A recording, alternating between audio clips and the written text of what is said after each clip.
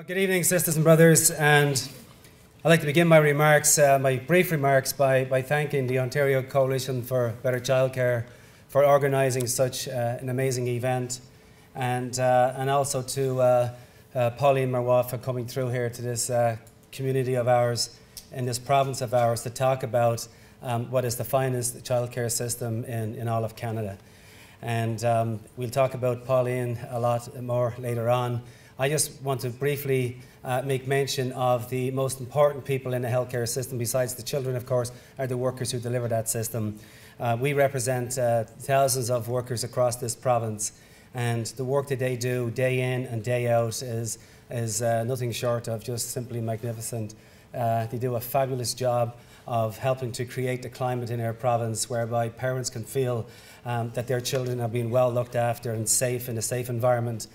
In what we hope eventually will be a free and universal childcare system in this country, just like we've got in France and in many, many other countries in Europe. This is nothing new.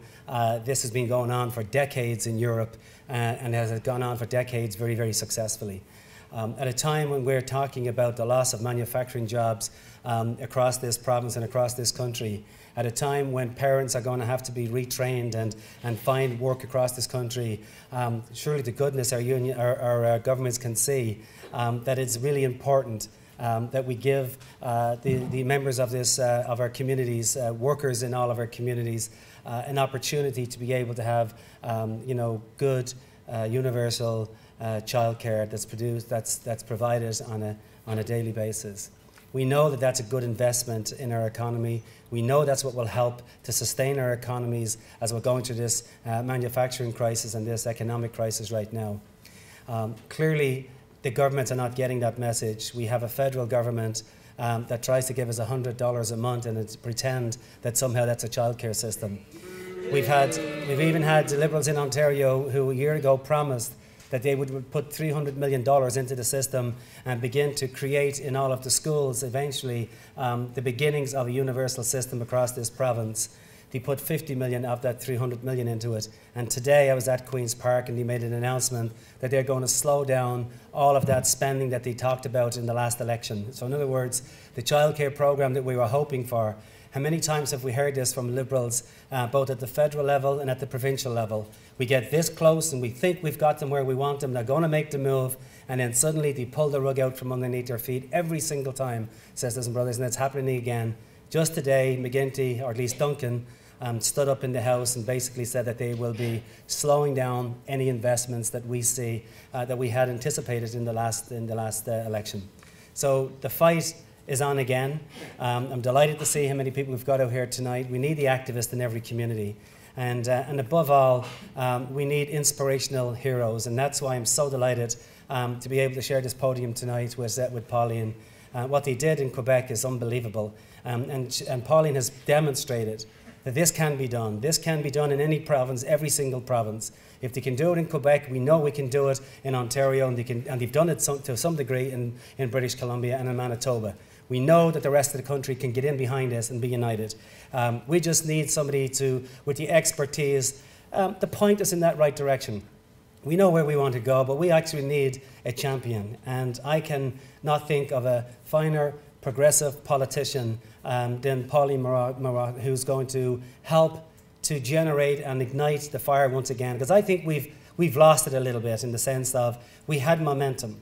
And every time we build momentum in this country and in this province, we allow the Liberals to snap it away from us because they want to pretend to us that they're the champions of childcare in this country. They've had 14 years running a government with record surpluses, and we still do not have a universal childcare system. We've had practically 6 years in Ontario, many of it with massive surpluses, and we're still no closer. Sooner or later, we're going to wake up and say, you know what? We need some progressive politicians who stand by their convictions, who have the ability and the guts to go into the legislatures when they get elected, introduce legislation, stare down the private sector and say, no, this is the way to go for our country, this is the way to go for our children, this is the way to go for our province. We've got a politician here tonight that's going to do that for our sisters and brothers. Thank you very, very much, and give a big round of applause to Pauline for doing such a wonderful, wonderful job. Thank you very much. I would like to begin by thanking the Ontario Coalition for Better Childcare. For me, it's an honor to receive this invitation to speak to you about my experience promoting childcare in Quebec. I am flattered and extremely touched. Allow me to state that when someone works on a specific project, he or she is always hopeful that one day the results of this work will successfully help advance our society. This is precisely what happened with the family policy that my government put in place in the end of the 1997.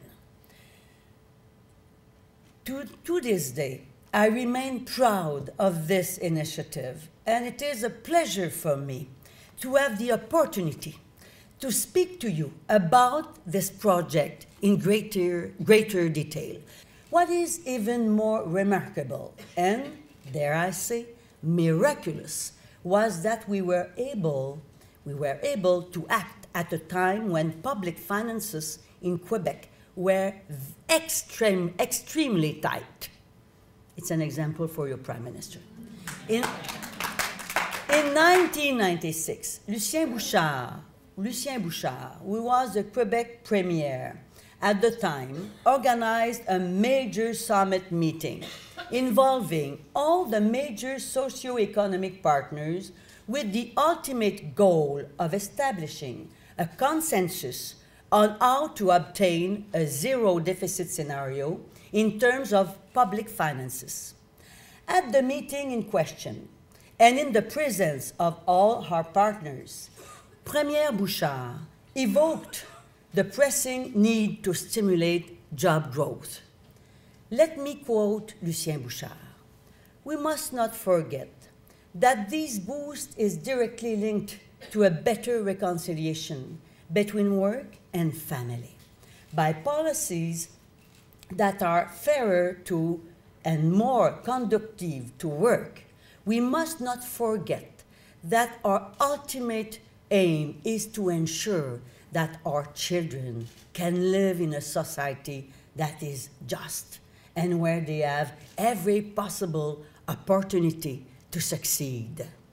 A major investment totaling close to $150 million allowed us to expand the program to the kindergarten and primary school level starting in 1998.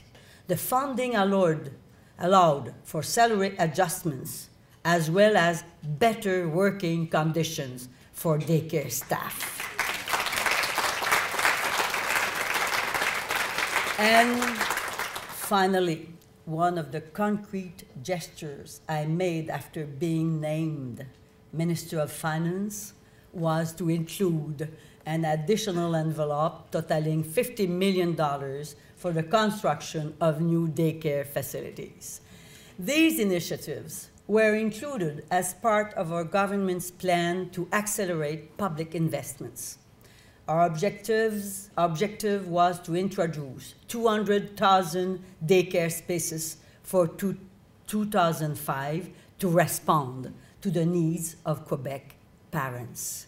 We must remember that prior to 1997, when the family policy was introduced, the budget for daycare services stood at $230 million.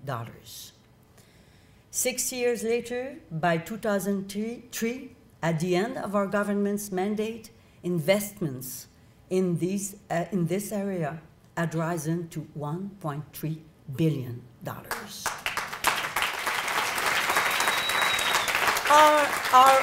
Our audacity paid off, regardless of the enormous political pressure that ensued.